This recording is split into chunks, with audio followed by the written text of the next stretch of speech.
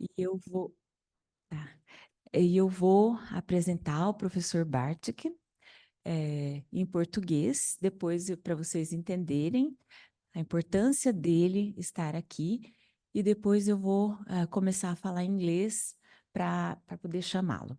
O professor Bartke, ele é da Polônia, fez o seu master em o PhD lá mesmo na Polônia, depois ele se mudou para os Estados Unidos para terminar o PhD dele, e ele começou a trabalhar na Universidade de Illinois, e lá ele fez toda a carreira dele. Primeiro, ele se interessava pelos quadros de fertilidade, usando modelos animais, e depois ele se interessou por estudar os modelos animais que tinham deficiência de GH associado à longevidade. Atualmente, ele é o full professor do setor de geriatria, e ele tem grande visibilidade tanto na Sociedade de Geriatria quanto da Endocrine Society. Então, é realmente um grande prazer tê-lo aqui para poder falar para nós sobre o que ele tem descoberto ao longo desses anos trabalhando com modelos de animais com deficiência de GH. So, Professor, um, I have introduced you in Portuguese, and now it's your time to give your talk, and I really appreciate for you being here with us. Okay, so you just can go here and go back. Okay. First of all, let me tell you that I am grateful for the chance to be here and to share with you some of our findings. Can you hear me well? Is this okay? If I start talking too fast, or if there's a problem with my accented English, please give me a sign and I will slow down or whatever. Okay. What I would want to cover today is our work relating actions of growth hormone, one of the anterior pituitary hormones, and aging, how growth hormone actions impact the progression of aging, the age-related problems, and the length of life. This work is based on results from experimental animals, and maybe later in the discussion, depending on your interest, we can get into comparison to findings in the human and which of the findings in animals apply or do not apply to human aging. Now, our interest in this area started with the observation which we made some time back in the 90s, that a mutant we were working with on projects unrelated to aging had this remarkable extension of longevity. And on this image, you see the survival curve for the mutant animals shown in green and the normal animals shown in red. And these are siblings, animals born in the same litter, so they share the same environment, starting with the uterine environment, eat the same food, live under the same conditions, and live much longer. The normal animals from this strain live about 2 years, and these mutants live around 3 years, and occasional one survives more than 4 years. Now, I don't know if you're familiar with this kind of graphics. The way they are constructed is simply that you start with the population and call it 100%. And every time an animal dies, you calculate how much of the original population is still left, and you mark it on the graph. So that shows how the animals die. And you can see that by the time most of the normal animals died, most of the these mutants were still alive. So the difference was quite striking. Now, these animals have loss of function mutation. They are homozygous for a loss of function mutation of a gene called prophet of pituitary factor 1. That's one of the genes which is acting in the development of different cell types in the anterior pituitary. This kind of difference in longevity is rather difficult to achieve in mammals, and at the time we did this work, really the only way you could do it was by calorie restriction, by forcing the animals to eat much less than they would with unlimited access to food. And we, in fact, checked how these long-living mutants will respond to calorie restriction.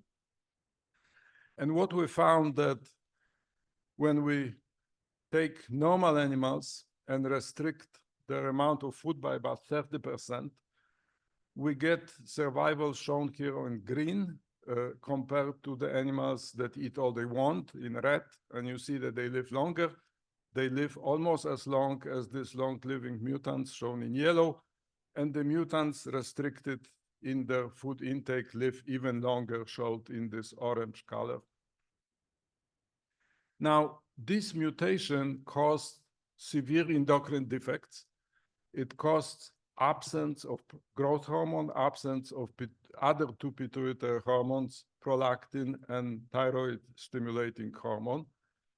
However, we felt that their longevity can be explained in terms of lack of growth hormone. And the reason we proposed this interpretation was that we already knew that when animals are genetically engineered to express abnormally high levels of growth hormone, that they live shorter than normal.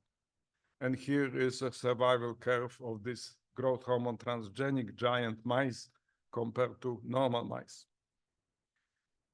Also, we found that in these transgenic animals with very high levels of growth hormone, there are many changes in their phenotype, in their physiological characteristics compared to their normal siblings, which look very similar to changes, to differences between older animal and younger animal.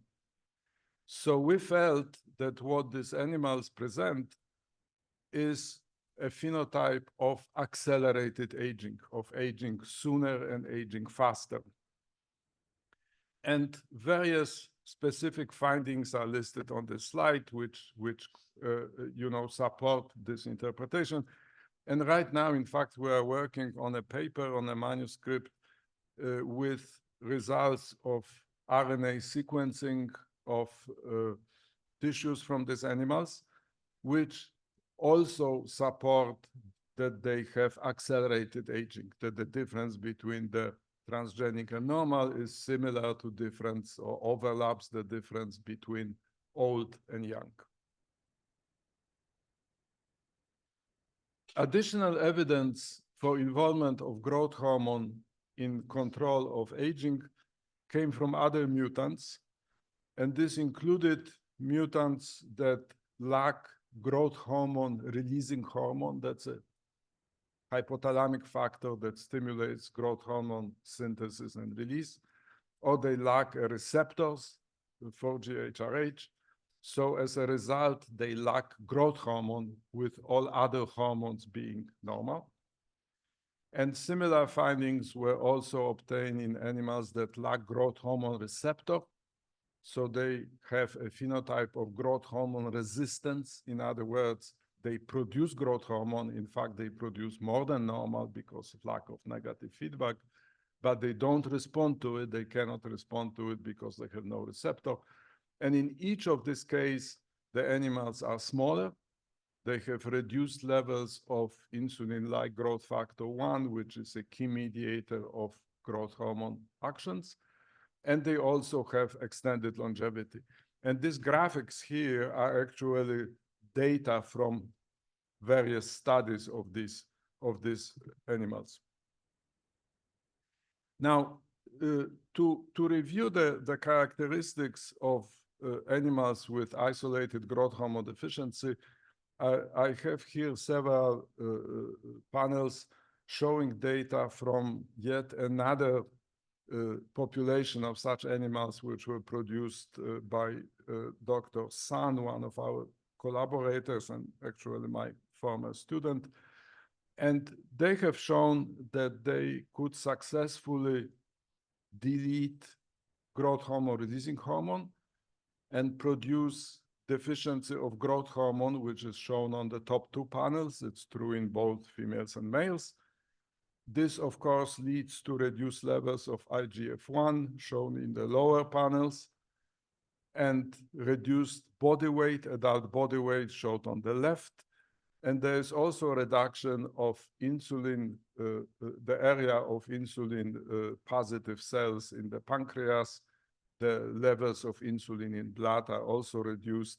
And we will return to this in few minutes. In these animals, there are also changes in signaling by glucagon, one of the key counter-regulatory hormones to insulin. And the most pronounced change was a reduction in glucagon receptors. These animals, one of their, I think, striking physiological characteristics, and which we believe contributes to the fact that they live longer, is that they are very sensitive to insulin, and they have very good management of blood glucose levels. And shown here are the results of insulin tolerance tests, simply what happens to glucose levels when you inject them with insulin. And you can see that the response is much stronger in the mutants shown in a broken line compared to wild type shown in a solid line. That's the left panel. They also clear injected glucose much faster, shown in the central panel, and they have reduced production of glucose by the liver in response to loading with pyruvate, shown on the right. The same animals show increased energy expenditure. In other words, they use more oxygen per unit body mass.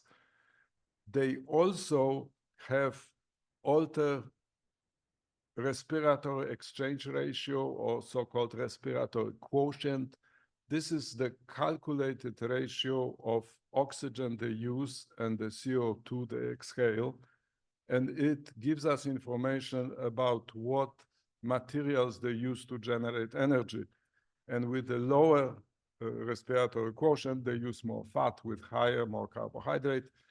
And these animals use more fat as energy substrate relatively to carbohydrate. And the calculated rates of glucose oxidation are shown on the top right, and fat oxidation on the bottom. And you can see that fat oxidation, I'm sorry, I reversed it. Fat is on the top, glucose on the bottom. And glucose oxidation shown on the bottom is lower during the day.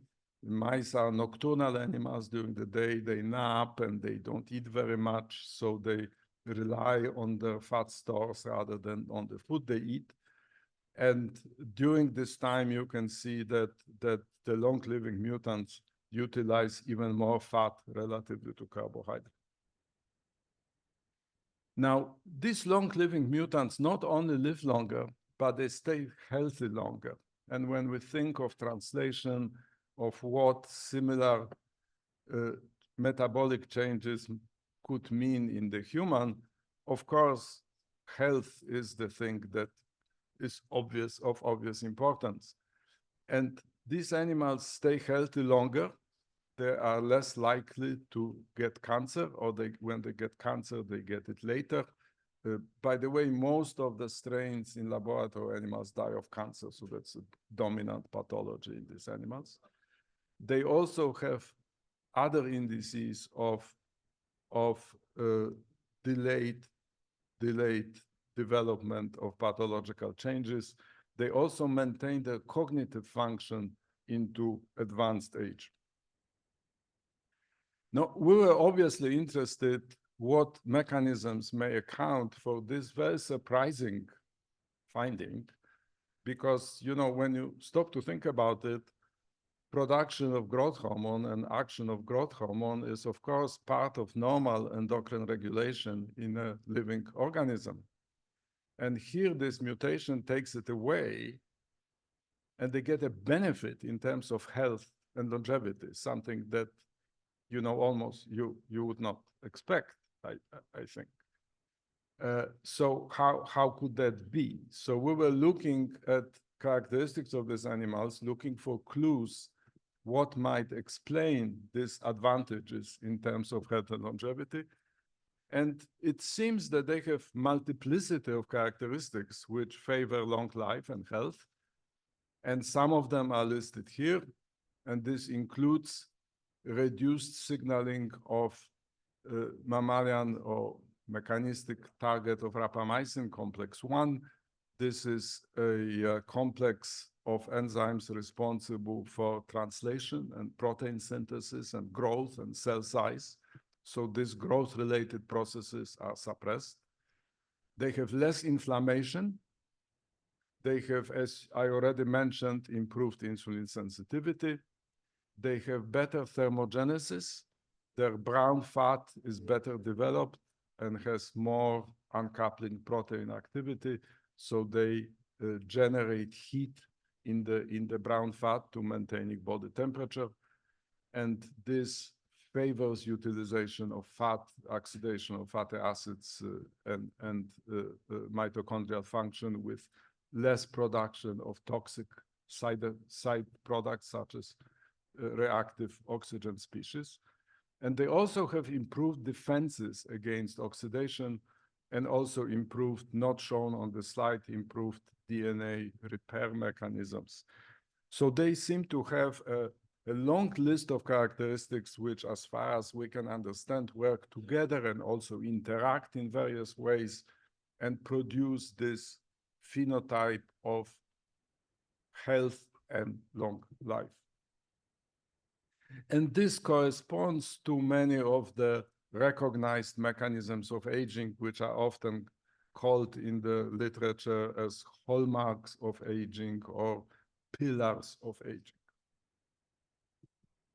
Now, these mutants, as you saw on the photo that I started with, and as you can imagine from complete lack of growth hormone, are a very extreme phenotype. They are tiny. They are less than half size of normal.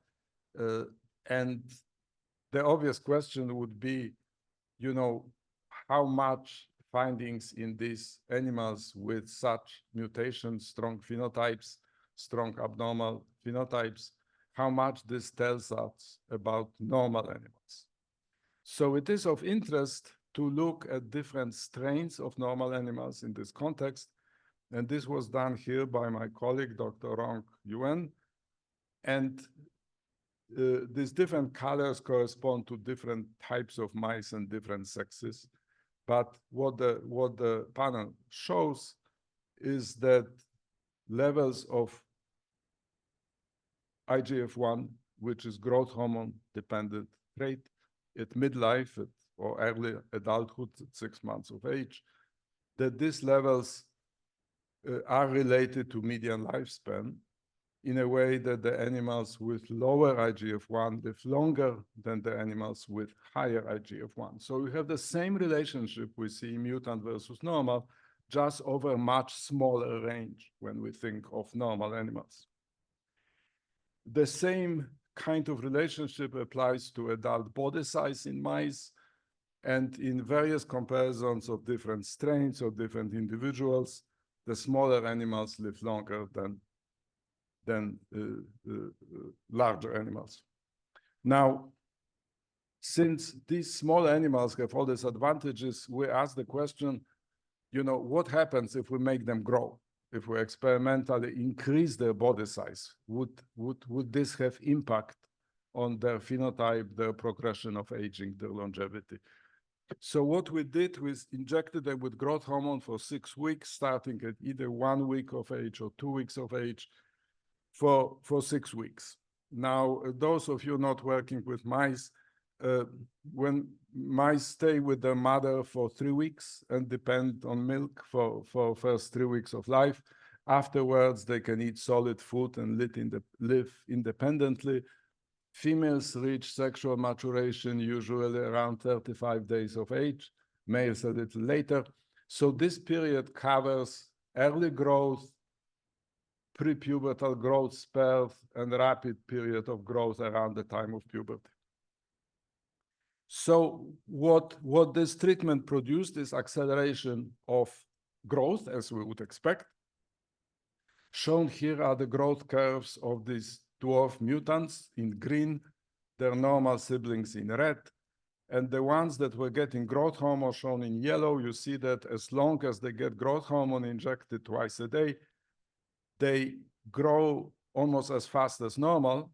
When we quit injecting them, they almost very promptly stop growing. There's a plateau in body weight, and they end up with a body weight sort of halfway between a mutant and a normal mouse.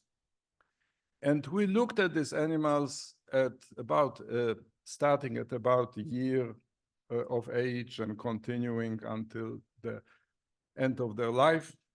And in different groups of animals with this type of treatment, what we find was that many of the characteristics were completely or partially normalized or rescued, if you will, by this early treatment of growth hormone. So in other words, the data you're looking at here is black is the normal mouse.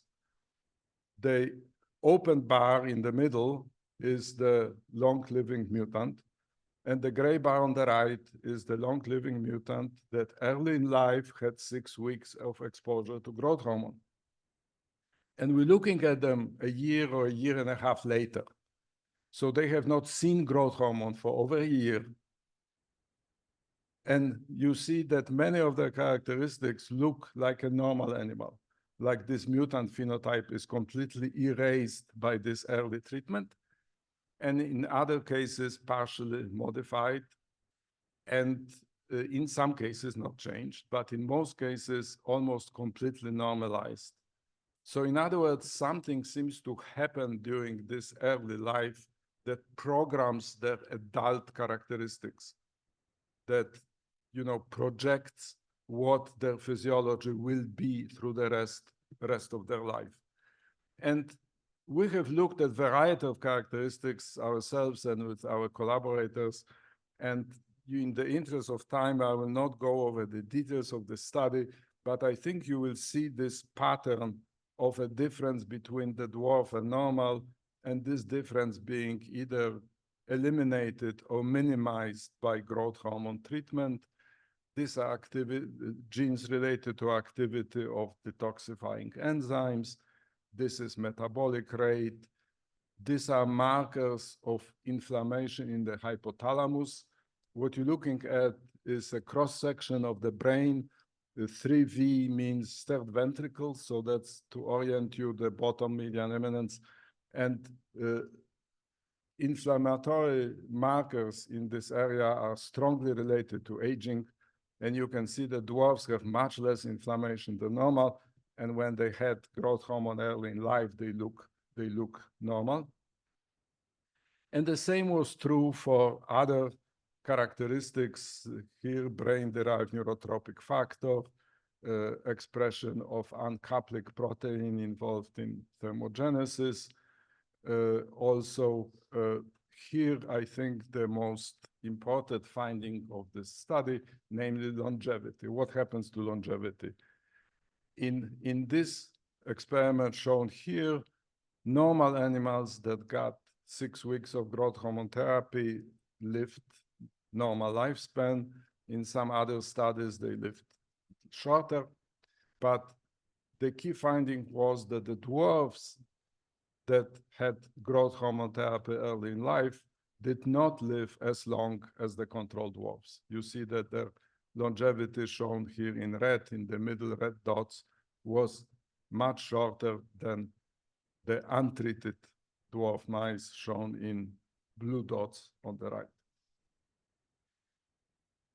And this kind of impact that persists over time would almost by definition have to be epigenetic. We obviously have not changed this mutation. We didn't alter the sequence of DNA.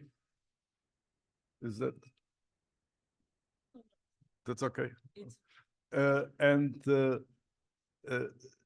So there must have been some other mechanisms that changed the expression of genes and the way these animals function. And the candidate mechanisms involve methylation of DNA, methylation of histones. And in fact, we got evidence shown here that there were such changes. And again, the data are shown as normal animals, in this case, on the left, dwarfs in the middle, growth hormone treated dwarf on the right. And you again see the kind of evidence of developmental programming that you saw before, and the same in different tissues. So what's happening here is, we believe, some kind of balance or trade-off, that the growth, early growth is related to aging and longevity. More growth, faster growth associates with shorter life. So in trying to sort of make sense of these findings, we borrowed a concept of pace of life, which is a concept used by ecologists. And pace of life was usually used to describe different sort of life strategy of reproduction and growth and survival in the natural conditions. And fast pace of life includes fast growth, early acquisition of sexual competence, reproductive competence, production of numerous offspring early in life, a high metabolic rate.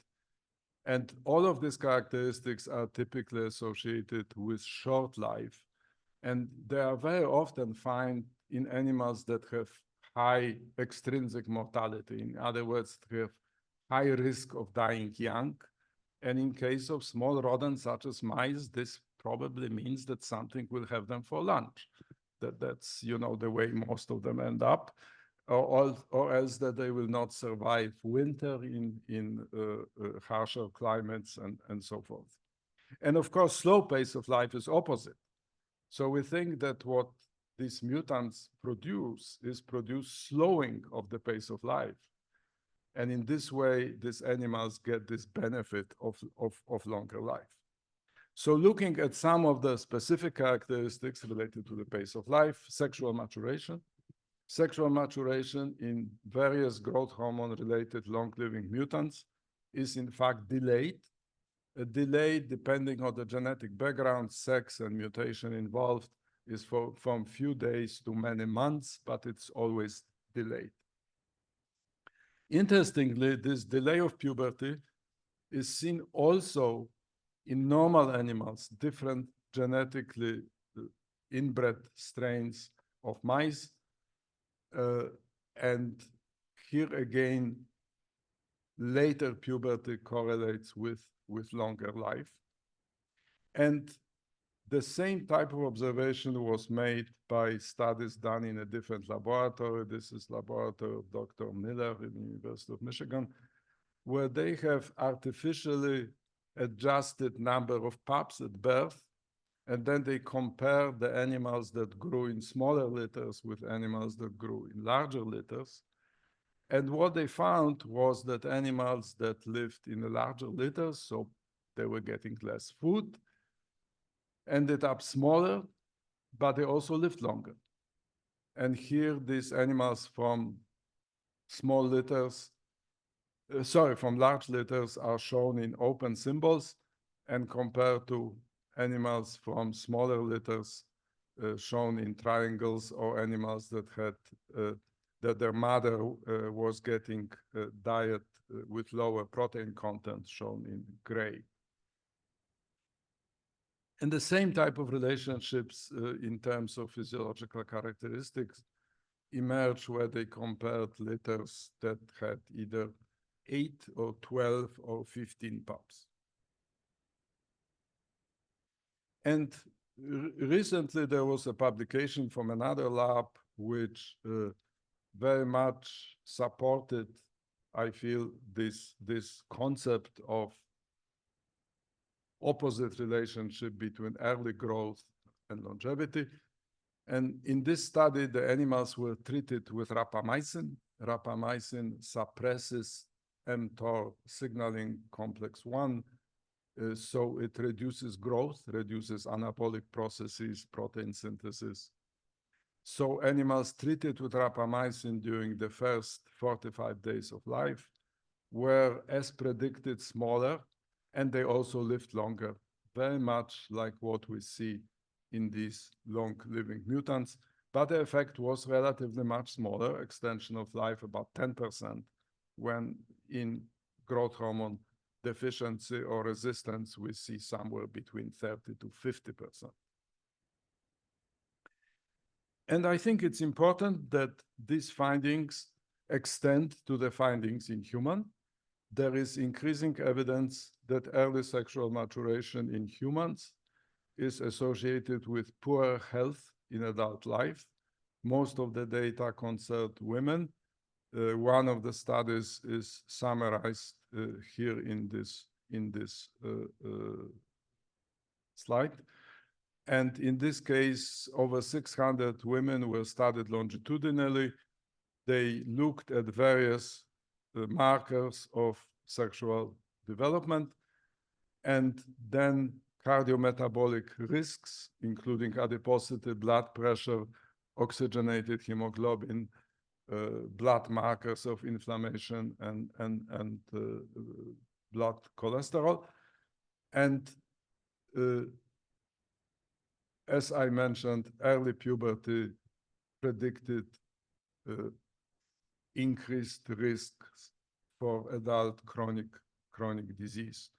And there is smaller amount of information about males, but there was one, I think, interesting study when in a fairly large population, over 30,000 people, there were available data that allowed estimation of sexual maturation by growth rate.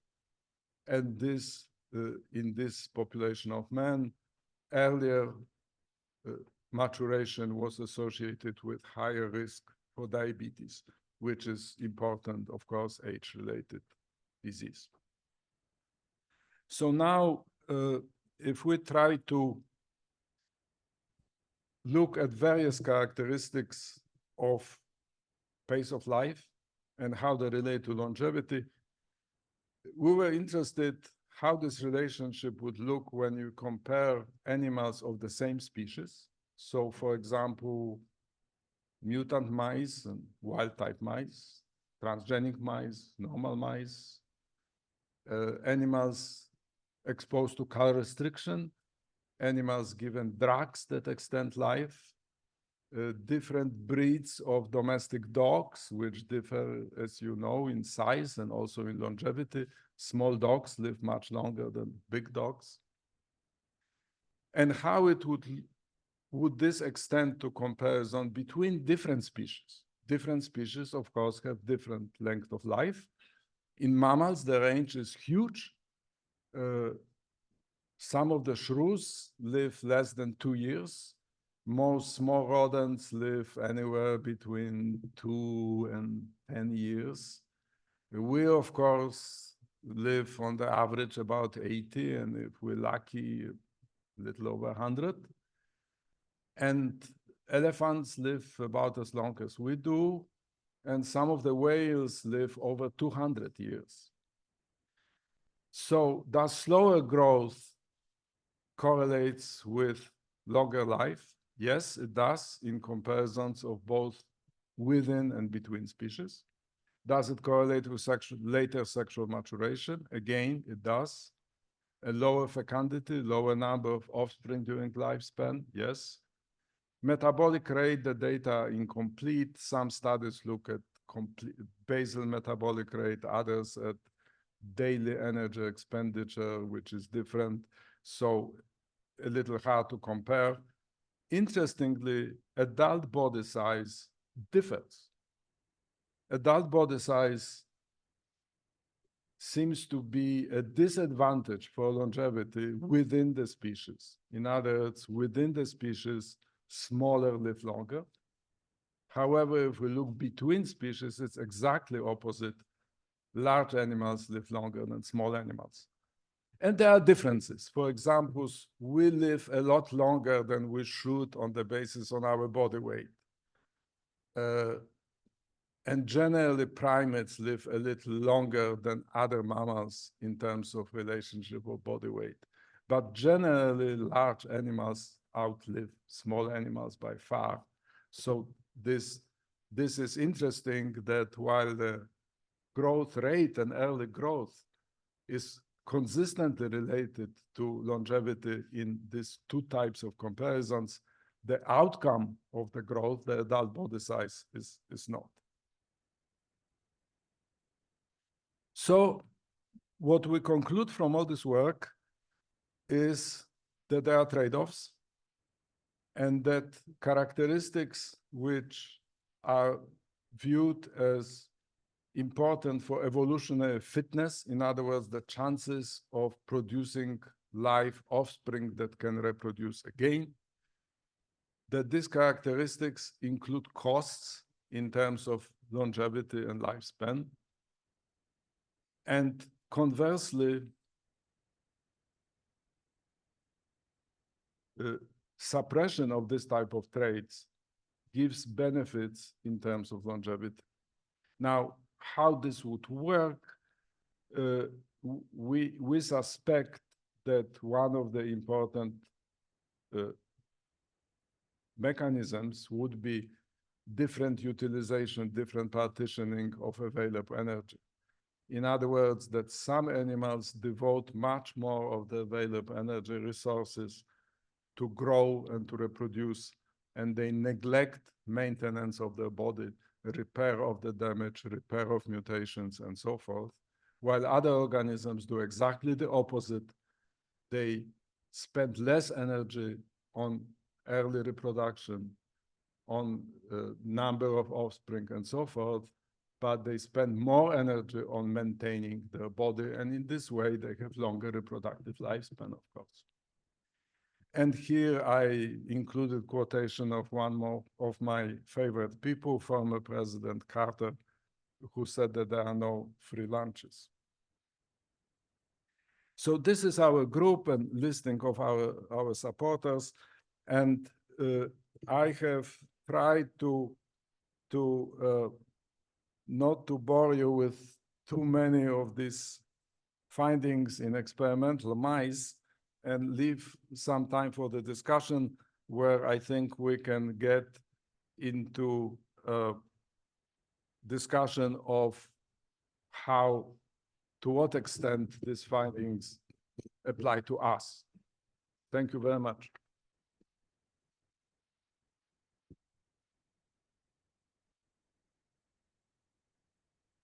Eric, pode interromper a gravação.